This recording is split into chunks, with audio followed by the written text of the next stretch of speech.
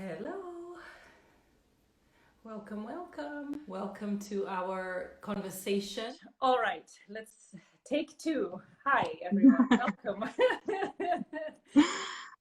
So I'm super excited to welcome my guest, my sister, my friend, Donna. And we're going to get into a really rich conversation around healing and the various modalities that Donna offers. But before we get into that, just in the spirit of, just creating ritual and, just having our conversations and our time together in this digital way. It's still a community that we're creating together. So in the spirit of that, I'd really like us just to sit for a moment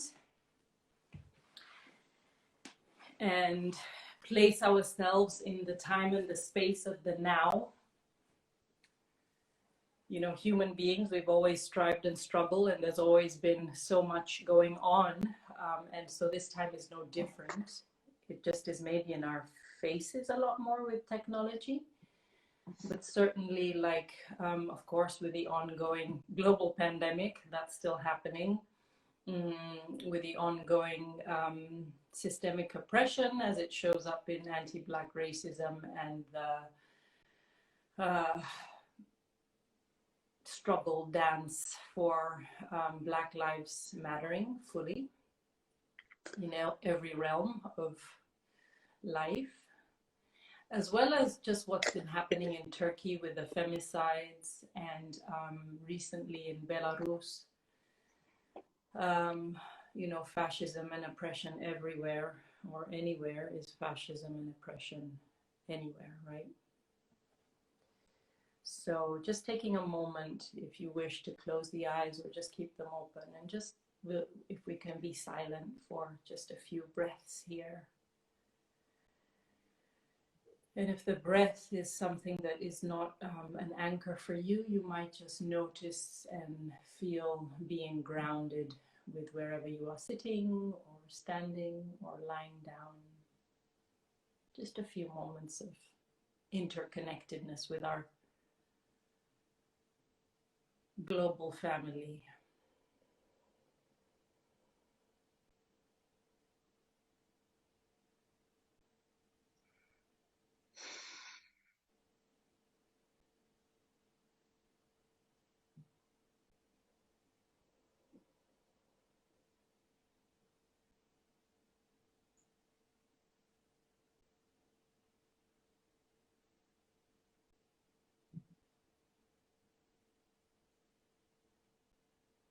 May our time together this evening add light and positivity into the mix of things.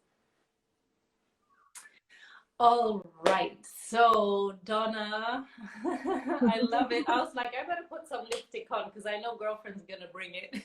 Yes. So here we are.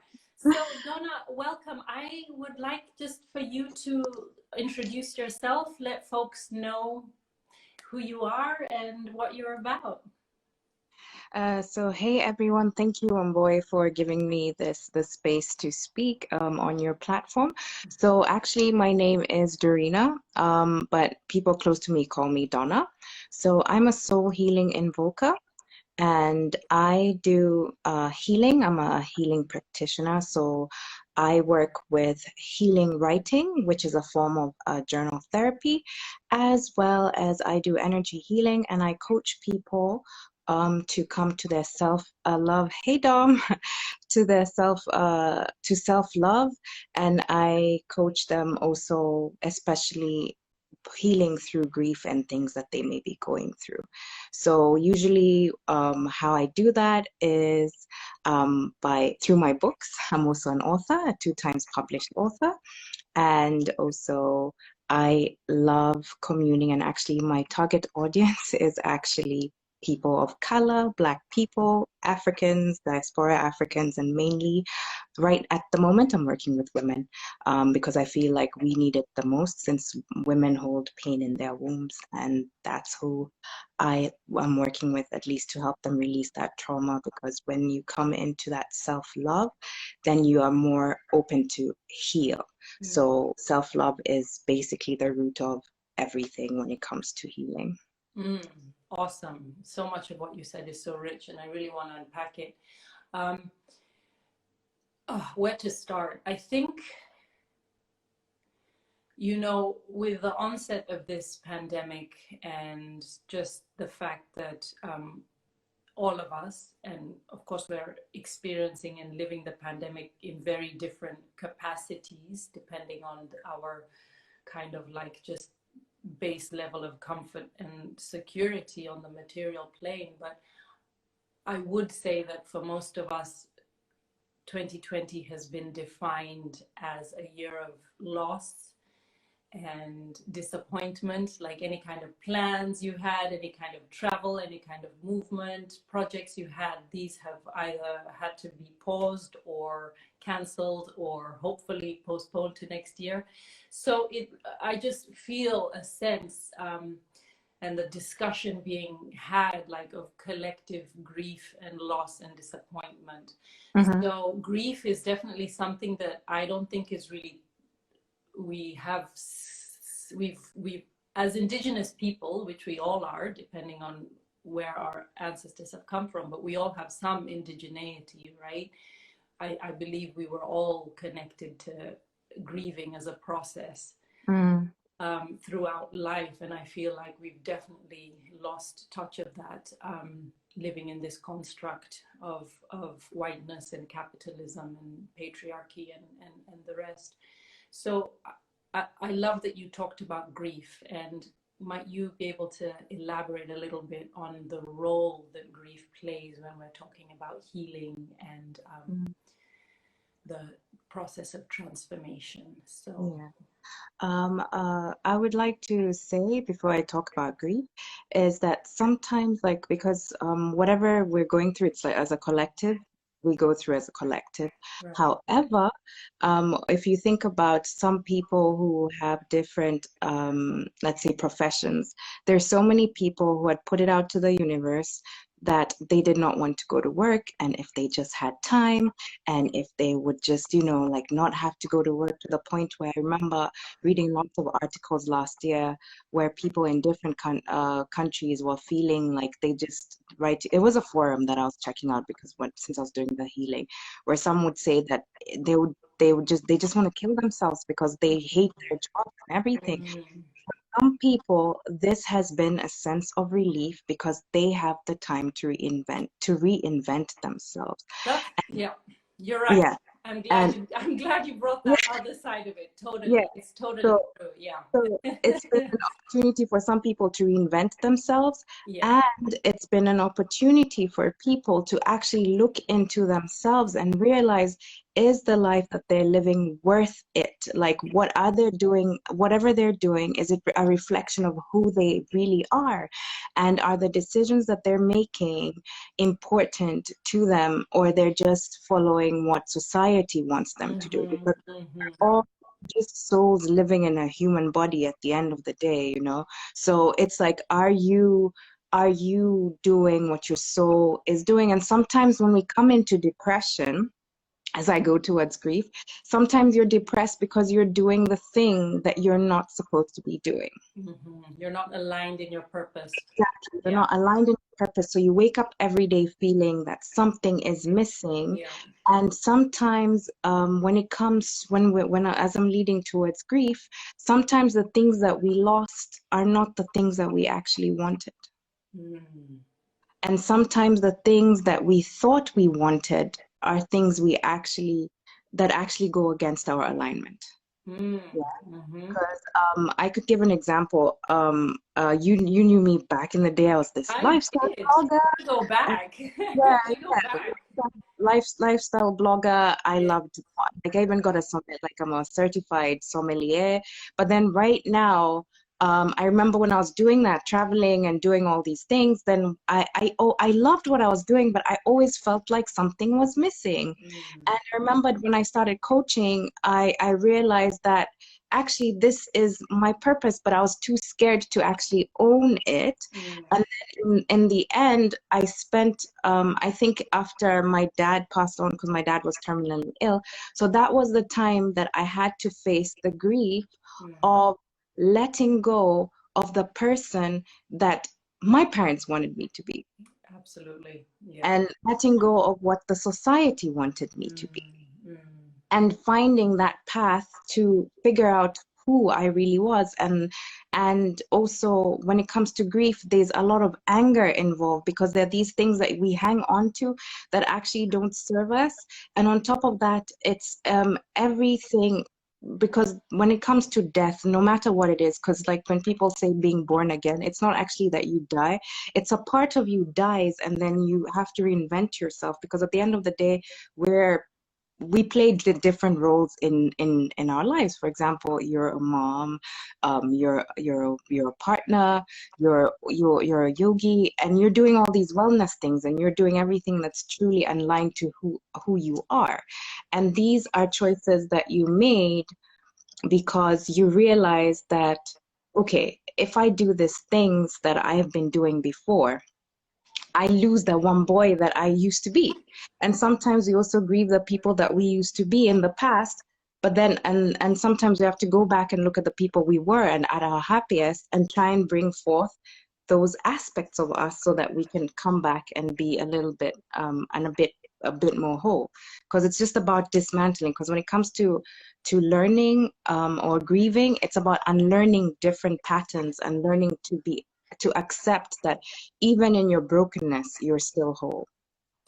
Yeah, and yes, and I feel like, and this going back to kind of like indigenous practices, I feel like there were in different stages, as you talked about, being a mom and a partner, and my old self has to transition so it has space for my new self. And I feel like being in community and being in culture, and I'm not saying that everything was great and rosy back in the old days, but what I am saying is that the structure of life was situated in a way that it was like like there was like rituals and structure, like, and so even if you were grieving, and even if you had conflicting emotions about transitioning from one phase of life to another, we were held in community, and it was like a thing, you know what I'm talking about? And which is something I feel is dismembered and fragmented in modern society. So we're kind of here like having this memory and this ancestral remembering that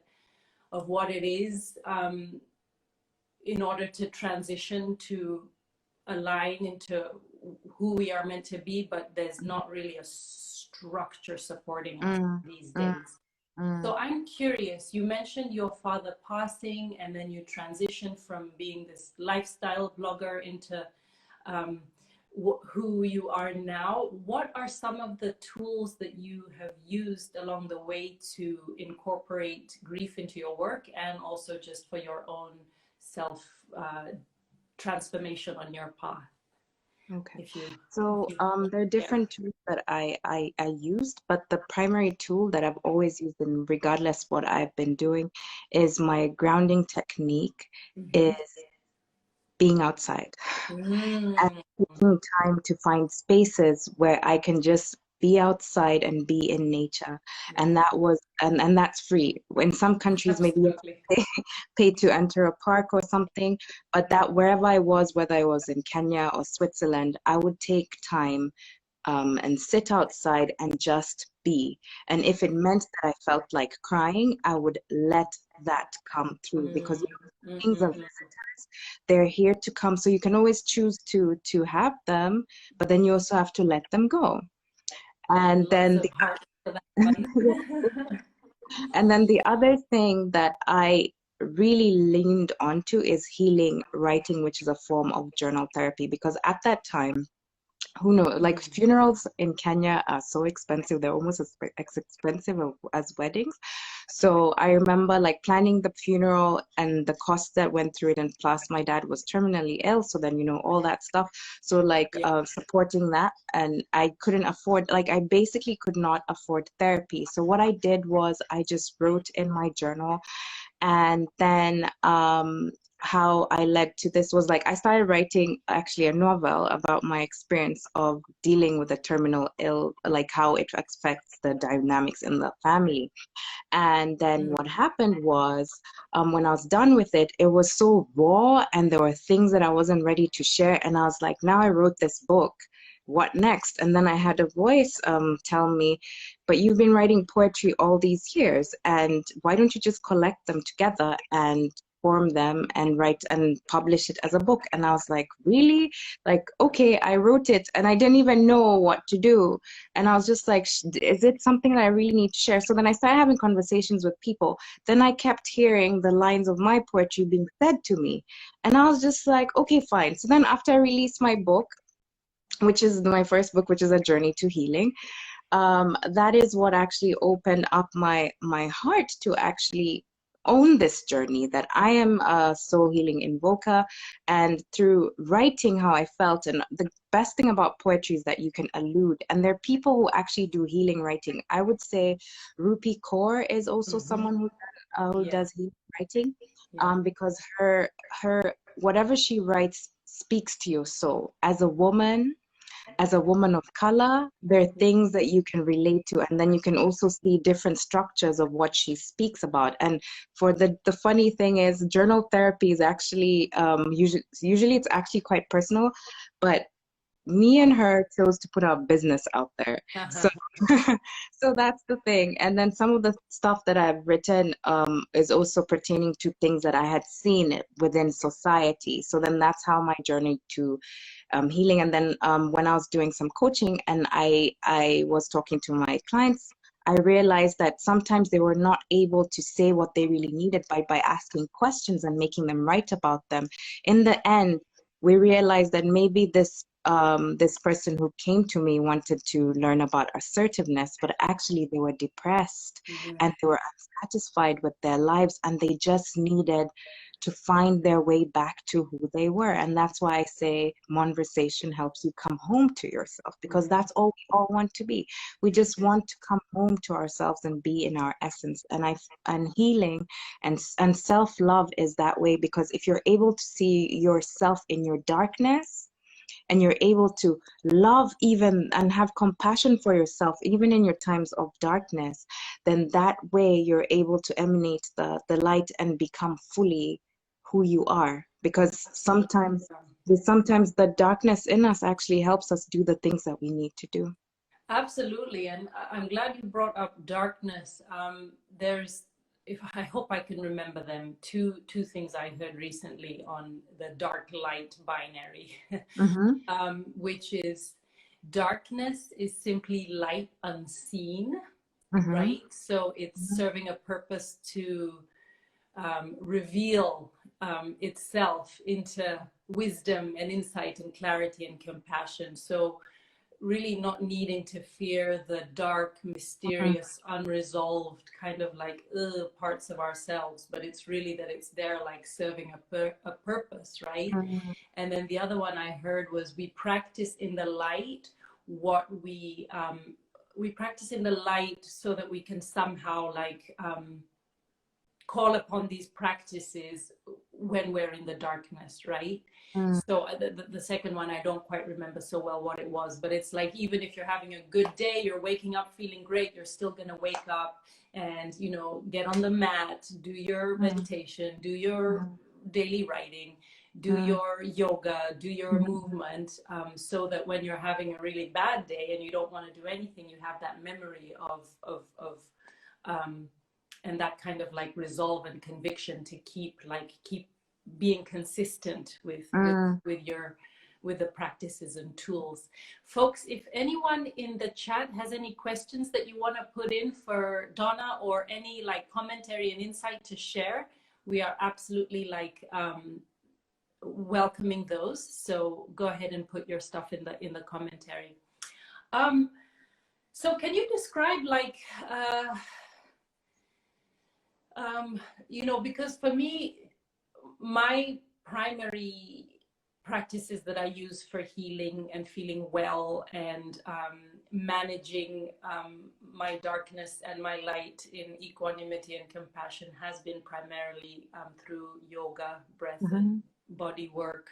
Mm-hmm. Um, Meditation as well. But one thing that I've really also, and this is, I've always enjoyed words and books and Mm-hmm. reading and writing, just kind of like it goes in phases. What might be like any advice you would want to give somebody like me who enjoys writing but is kind of inconsistent about it? Like, I wouldn't say it's a healing, I mean, it is a healing practice of mine, but it's not one I really use or do consistently. What Yeah. advice would you have for somebody who maybe wants to be a bit more intentional about using journal therapy as a healing modality?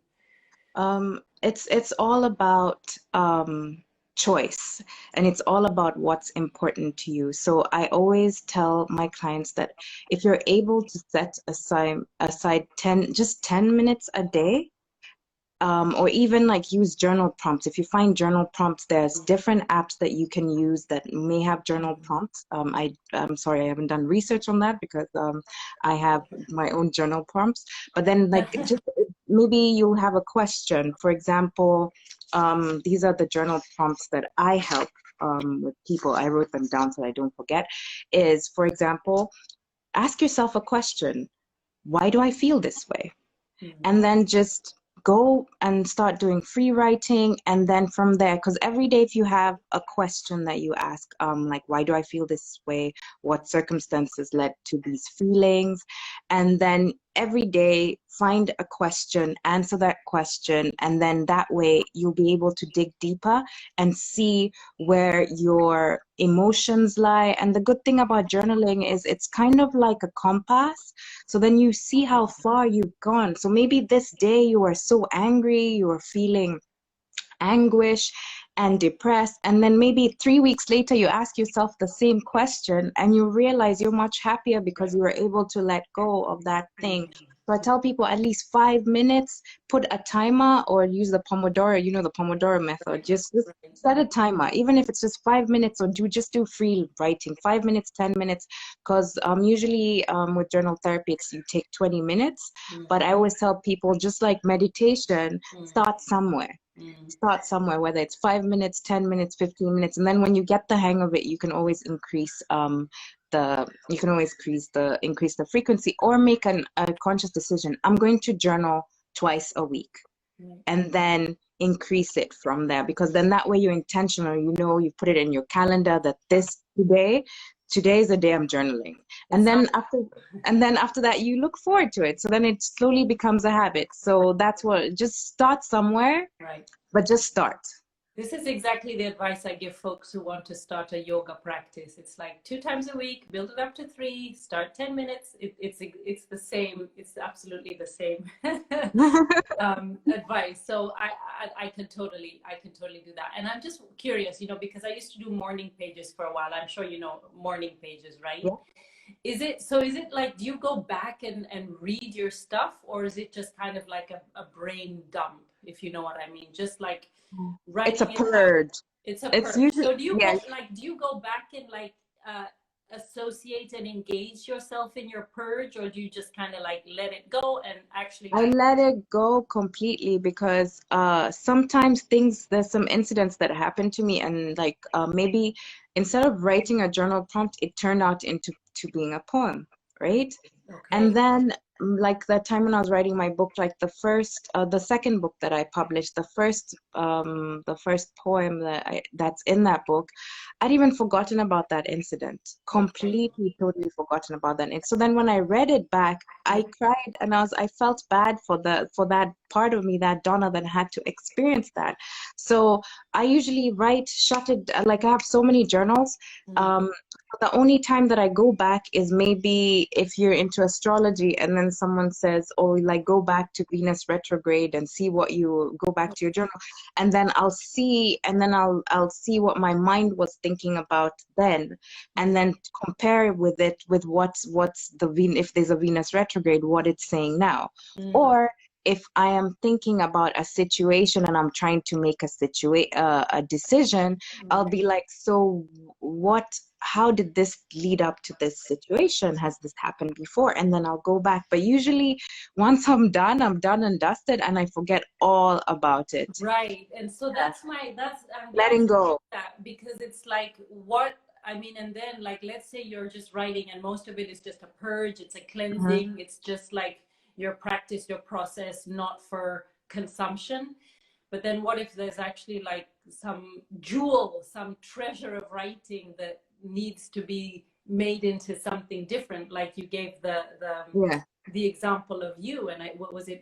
Was it part of your book that you Yes. turned it into? Yeah, I So, published it.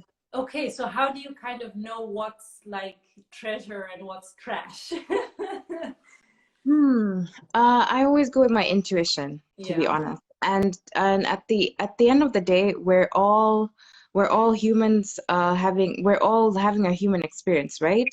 Right. So when I am deciding what to treasure, there's some things that maybe I won't share with people, but there's certain things that I feel that must be shared with people because someone may have experienced the same thing, and if I keep it to myself, Mm. how will that person out there feel that they're being validated if I keep it to myself? So when it comes to things, like for example, that I'll tell you, it's called that particular situation is Chronicles of a Man Boy, and it was me telling a story of what it's like being in white spaces and having white men objectify you, and sexualize you, and really cross your boundaries even if you have explicitly said no. Yeah. You know, that Mm. was a story. It was a very painful experience, and Mm. I'd totally forgotten about it. And then when I read the book, like when I read it, I'd forgotten the Yeah. whole incident happened. But then when I went back, because I was writing the book and I was looking for material, Mm. and then I made it the first one because I felt I wanted people to see, because it's in the book A Journey to Love, because a Mhm. journey a journey to self-love always starts with boundaries, Mhm. knowing what works for you and what doesn't, and how to speak and say no when things feel Absolutely. Let's say that one more time because that's so important. You said a journey to self-love. A journey to self-love means knowing your boundaries and learning to say no, and being strong with it, because most of the time, like, people change because they don't want to make someone feel bad. But if you don't love yourself, you allow people to push your boundaries to the point where you just give up and you let people actually take your power, when the power is in you. Well, and especially as those female identifying persons, we've been conditioned and socialized. I know certainly and definitely like in Mm-hmm. Kenya, there was it's very kind of like conservative. I Mm-hmm. hope it's changing now than it was like when I was coming up, but the gender roles were extremely rigid. And I remember like just it was all about being conditioned to be sweet and like agreeable and pleasant, and Mm-hmm. then really realizing that like, wow, yeah, this people pleasing habit that I Mm-hmm. internalized, it's really no longer serving me. And Yeah. it's fully empowering, but it's also frightening to step into that, right? Yeah. Because it's Yeah. years and years of socialization and conditioning. And Yeah. so Yeah. But people pleasing also stems from, because everything that we do and everything we think is a set of programming. So it's about us unlearning those sets of programming, absolutely. because maybe we're just repeating what we see our guardians or parents doing, Yeah. thinking, and because it's been normalized, because some people could grow up in a narcissistic household and Mm, they never actually realized that that was not normal, because in mm, their household that love was was normalized. abuse. Yeah. They equate abusive love. So you have someone overexerting themselves, don't know how to say no and stuff, and you see that, and you don't know how to equate that in your life, and you just you weren't given the tools on how to set boundaries because there were none.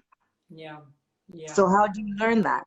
So it's about Mm, learning to parent learning to forgive your inner child, and learning to be and accept you for who you are, regardless of what people say or think. Because at the end of the day, the only person that can make you happy is you. Because when you rely on other people for your happiness, it's because and also if you rely on other people for forgiveness, if they die or something and they never said that sorry, like, are you gonna, Yeah. you know? Yeah. So There's not really an it's option. your There's not really an option there. Yeah, happiness, forgiveness, those are absolutely inside jobs. And I will just say that it's a tall order, especially coming from, like, a Kenyan culture, which is like so much about respecting your elders and listening to your elders. yeah And it's like, well, hang on a minute, what is it actually I'm supposed to be respecting about this right now? Just because yeah someone's older yeah than me, you know what true. I'm saying? Yeah, So, I understand, and then or I overstand actually. yeah. Yeah. So when it comes to those things, when it comes to like boundaries and stuff, I always say there are methods that you can use. For example, I use this silent assertiveness where this elder can speak their truth, Mm, but just because they're speaking their truth doesn't mean that it's true to me. mm, So if I do have the points that I have of they're telling me that this is this and this and this and that, so then when they're done speaking, which is the respect that I'm giving them to give them the floor, I'll say, by the way, you said this and this, and then I'll dispel what they're saying so that they can know that no, this is not okay with me. mm. Because at the end of the day, tradition is peer pressure from dead people. Woo! So at the end of the day, we need to create our own traditions and our own forms of culture, because we cannot, because if you think about our parents, some of them were born during the time when Kenya was colonized, or maybe they were born during the World War or when it was coming Mm, out. They mm. have their own traumas and things that they need to deal with. So their programming is so Exactly. different from ours. So we cannot use the same methods that were used to control them on ourselves, because at the end of the day, we're not giving ourselves a chance to thrive in the way that we're supposed to be. Absolutely. And this was a learning lesson for me, that I had to accept that, you know what, my like quest and aspiration for pushing the needle forward in the times now, it's not, I don't need my parents alongside me to do it, because, and it was a realization I just had. I was like, you know what, my parents have done their work. They did their Mhm. work to push the needle forward, and that I'm the product of that. Like, so what more can I expect, except now it's time for Exactly. them to rest and enjoy life and just be at ease and peace. And that gave me a Yeah. whole lot of peace. Like, my parents don't have to understand the kind of work and Exactly. I'm undertaking.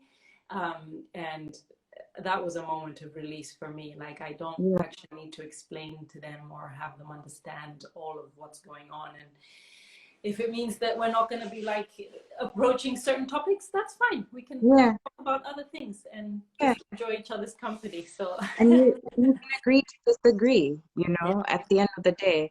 And another thing that you brought forth that gave me, I don't know, now my brain fart. It was something that you said, and then something came up. But yeah. yeah, it's important to, at the end of the day, it's all about honoring yourself. Mm. Because, I mean, And I love that, because I've been doing also a lot more inner child meditations mm, and parenting myself. I love that you brought that up, because that's mhm, so potent and powerful, and exactly. really like puts the onus of responsibility, but not in a grim way, like, oh God, Mhm. now it's all on my shoulders, but just the Mm, fact that, like, yeah. yeah, like, what are the parts of yourself from when you were younger and more vulnerable and smaller, and haven't quite resolved moments when you weren't cared for and seen and heard. Mhm, mhm, um, well, now you can give that to yourself, and that just feels exactly. so lovely and warm and compassionate that you can. And I did that yesterday when I was going on my evening walk. I just like invoked my 16-year-old self, Mhm, and you know, I was just like, yeah, for all the ways that you weren't seen and heard and cared for and loved, this is me, who I am today, loving you and seeing you and caring for you and hearing you, and then let's just Mm, walk together. And it's extremely powerful, this inner child it work is. and being your own best It is. parent. And I Yeah. think it does also help with my own parenting. True. And then So, the most important thing, because I say, because healing is a continuous process. It doesn't end just because whew, just because you've done this work it's doesn't mean that it's over. It's it's a a continuous spiral process. on a spiral on a And you spiral on a spiral. exactly. And you must give yourself grace. You Yeah. must give yourself grace. And like one boy was talking about the inner child, the most important thing that I tell people is like, forgive yourself for what you did not know then. Yeah. Because at the end of the day, you were probably in a position that you did not know what to do, and your response was probably what you saw other people do. And it may have been wrong, but at the time, that was the best knowledge that you had, and you did what you had to do to survive whatever situation it was. And I mean, and you know, I'm just reading a book on trauma, Bessel van der Kolk. I really recommend it. And I mean, the resilience of human beings who Mm, go through just such like mm, so much, but the resilience of the human spirit to survive and to just it's astounding to me. yes. So we really are programmed, for better or worse, one way or the other, to Mm. somehow like go Find forward. our way home. Yeah, yeah. So, um, there was maybe some poetry you wanted to share with us. How are you feeling? How are you feeling the spirit to share with us? We have about 20 minutes, so I just didn't want Okay. us to be cut off. Okay, so what I'm gonna do is like I'm just gonna give just for the last part is about journal therapy, is Yes, that it please. really activates critical thinking. And at a Mhm. time like this where there's cancel culture, Oh yeah, yes, yes. Thank you for bringing that up. where the cancel culture, this whatever you're writing in your journal is for you, because the thing Mm, is, we live in a society where political correctness has also become a form of silencing our truth on how we feel. So when you're writing whatever, because sometimes you may have a question, but you're scared to ask because you're scared of coming off racist, you're scared of coming off stupid, you're scared of coming off ignorant. But and then nowadays, yes, I know there's Google, but sometimes the stuff we find on Google might not actually be quite helpful. mm, So we need to be mindful of that. And when you're writing in journal therapy, it's all about writing whatever comes to you. You can do free form writing, but the most important thing is when you write it, just know that you're writing it so that you can let it go. mm, If it keeps looping in your mind, then and it's something you can't let go, then that's when you should seek help. mm, mm. Because then it's something, then that's a block. Because if Yeah, you can't let go, it's a yeah. block. And there are three types of healing, like to a process of healing. So the when you're coming to healing, there's the acceptance. That's the one that I usually deal with when people come to me. And that means you're aware of the things that you couldn't control, Mm, the lessons involved in your experiences, and your responsibility in those experiences, and that means that you're working towards it. But then there's also passiveness, where some people are, they know that they need healing, they know that what they need to do, but they just can't bring themselves to do that. mhm, And um, and sometimes it becomes a cycle, but just know that when you're ready, don't judge yourself for being in that cycle, because eventually you'll get out of it when you want to. So it's also a choice. But then the other one that I've noticed a lot is when it comes to healing, there's also sometimes a form of complacency, and it means that you're an active participant in your healing. However, you resort to self-sabotage. And Can you get into that a little bit more, Donna?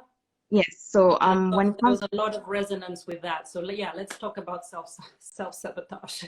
because self-sabotage is a fear of being, sometimes when people have self-sabotage, it's a fear of being great, a fear of being loved, a fear of um of moving on, because sometimes people Taking are space. exactly, and sometimes people are comfortable in their victimization, because when you do not have that victimization or that story of what happened to you, then you don't know who you are. You don't know how to navigate with that complacency. Mm.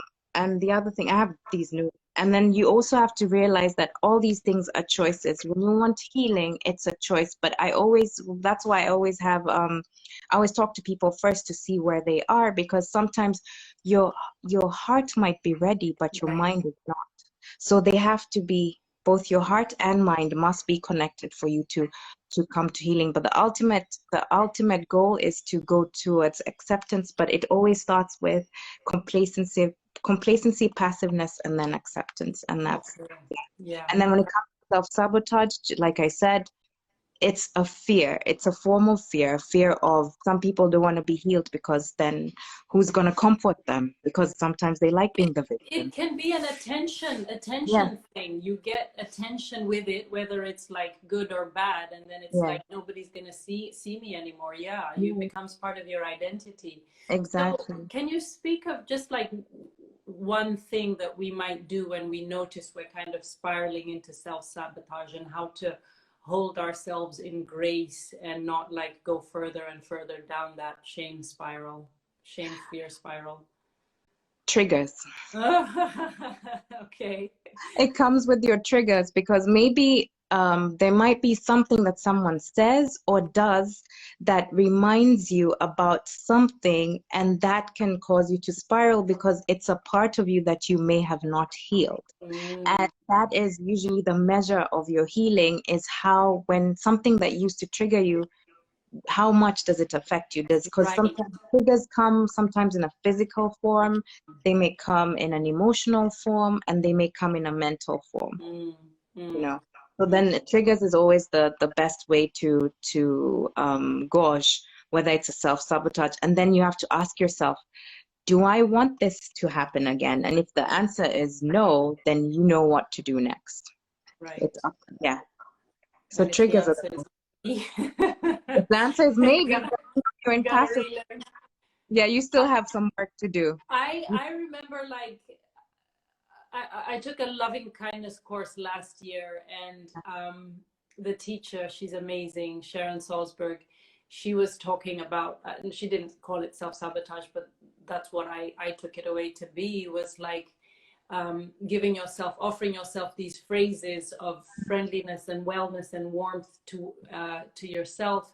It helps reduce the time Exactly. spent in that like shame, fear, Exactly. self-sabotage soup.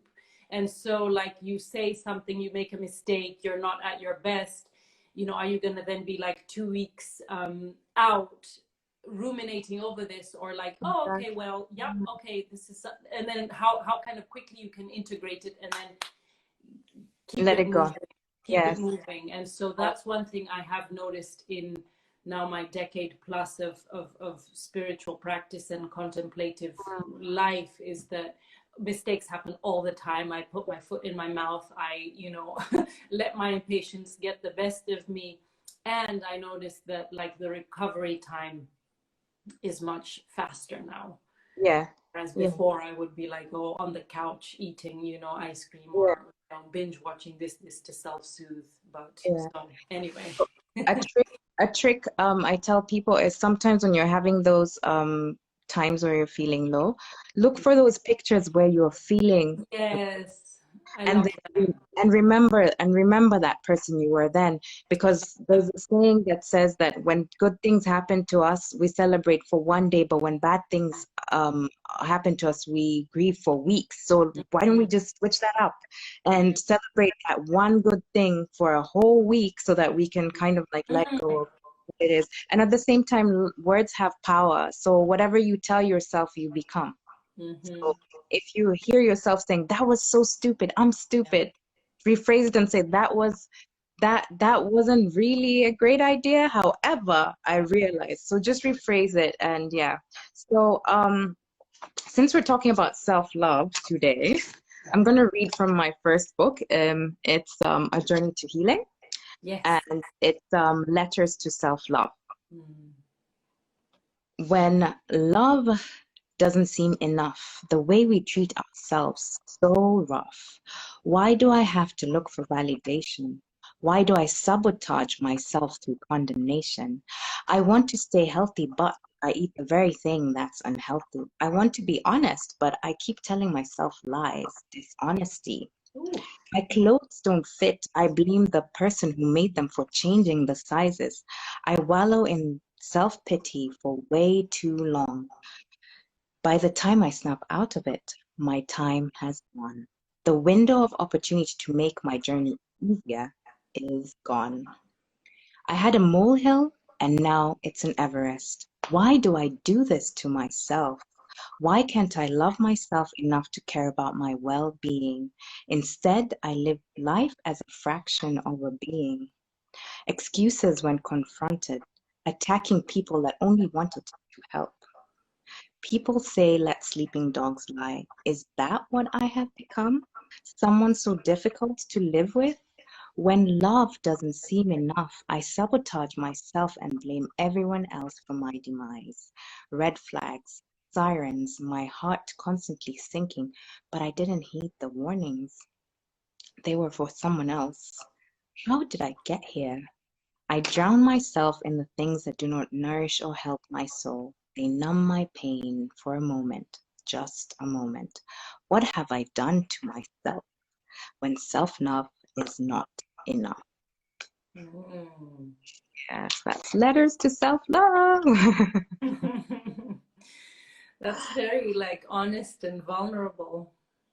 Yeah, I was Mm. actually inspired because I was inspired by a friend who was struggling with something, and they were in that cycle stage, so they kept doing the same things, and yeah, so then that was there, Yeah. and then And I and think then that one thing you said earlier was just about grace. yes, This like exercising grace, even in hmm your not finest, darkest, most yes, kind of shameful, grossest states of being. yeah, That's really where I feel like if we can have a little space to breathe, a little mm, grace and compassion for ourselves, mm. we Because can, when you start to love those parts of yourself, then yeah. you're able to love yourself unconditionally, and then Mm, it opens up your heart to have compassion for other people, because absolutely. sometimes people do what they do not because they're conscious of it. Maybe they were programmed to be in such a situation. Mm, mm. So we just have to find a balance between and that's why I don't really like cancel culture, because some people may have had 100 good moments and then there's just one thing that went off and someone's like, I'm done with you. Well, I Um, mean, and cancel culture, it means nobody is safe because exactly, everyone is gonna make mistakes at some point. exactly, Everyone is fallible. And so if you're going around canceling everyone, like what's not to stop yourself from being canceled? And just exactly. yeah, the idea that human beings are disposable. Yeah. Yeah, I And agree. I think there's other ways we can approach yeah. And the things other we thing, don't agree with and might be actually very problematic and toxic. So yeah, exactly, yeah, exactly. yeah, Yeah, but if you just tell someone, okay, I didn't agree with this because of this and this and this and this, then yeah. it becomes a learning experience. But if you're just like, you did this, and then maybe someone had no, like it wasn't even their consciousness that that was something they You just did don't know for no. what you don't know, right? Exactly, And when you do know, you do better, right? exactly. So give Yeah, someone grace to actually give them room to grow. And then sometimes if right. they keep doing the same thing over and over again, Then then we it's a have different a story. choice. Yeah, Yes. awesome. Yeah. So Donna, I know you have some stuff coming up, and where can people find you, find your book, support your work, let the people know? Okay, so you can find me here on Instagram. You can see my handle. It's at Just Monversation. And through my link, you can either sign up or go to my website, which is monversation.com. So that's monversation.com. So that's And conversation, but with an N. yes, Yeah. yes. So monversation.com, and you can find my PDF versions of my books there. I'm actually trying to get my books off Amazon, but you can find them Oh, on Amazon too. Um, Actually, it's because of the way Jeff Bezos treats his workers and I everything. That's It's awesome. yeah. That's so So awesome. because for me it was the most convenient place to have a Right. print on demand. But So I then like recommend folks to get the PDF directly off your website. yeah, so if you want, yeah, so you can get the PDF, and there's also the audio version of my first book, A Journey to Healing. You can find that there. Audio. And next month, I'm having a healing circle. So I'm having a 30-day healing. It's a journal. Hi, Camille. It's a journal therapy course. It's available. So it's 190 euros a day or 190 Kenya shillings a day. So you can sign up, and you'll find the link on my when you go to Just Monversation, it's the top one. So it's like 30-day healing challenge. And this time I want to dedicate it to people who are going through grief, Right. especially if you've lost someone in a relationship or you're finding yourself grappling with your darkness right now. So that it's geared for that. So I'm calling all women who want to help find grace and help come home, want to help into coming home to themselves. I'm here to support you. So what you get is an access to a coach, which is me. So I'll be having live sessions with you or once a week. And then you get journal prompts that you can keep for life. And then on top of that, I'll also give you tips and tricks on healing tools that you can use. And I also have healing sessions available to people. Next week I am off. It's my birthday week, so I'm not going to be. Leo so season. I'm not Leo going to be. season. I'm surrounded by Leos. So if you want a healing session, I'm here to support you. Just DM me and I'll explain to you how that works. But just so you know, it's an energy healing, so we do not need to meet in person. I can do it via Skype, Zoom, or via phone. So yeah, and it takes about 30 minutes to an hour. So it's a 1 hour session. So just contact me and I have spots available.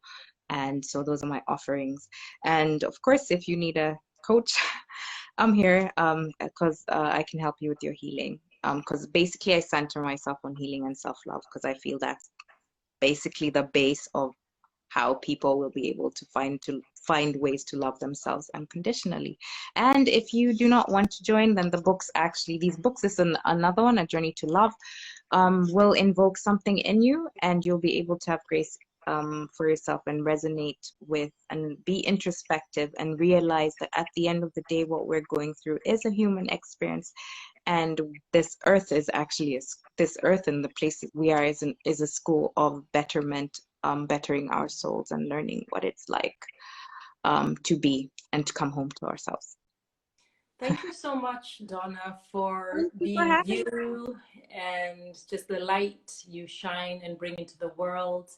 Hi, Claudia. Hi, Camille. We're just about wrapping up here, but I'll be posting this. Can you mention once more where books can be purchased? Yes, they can be purchased at monversation.com. Yeah. Or Okay. if they're still up on Amazon if you want to get them for And now. Donna's, I'm just gonna type in your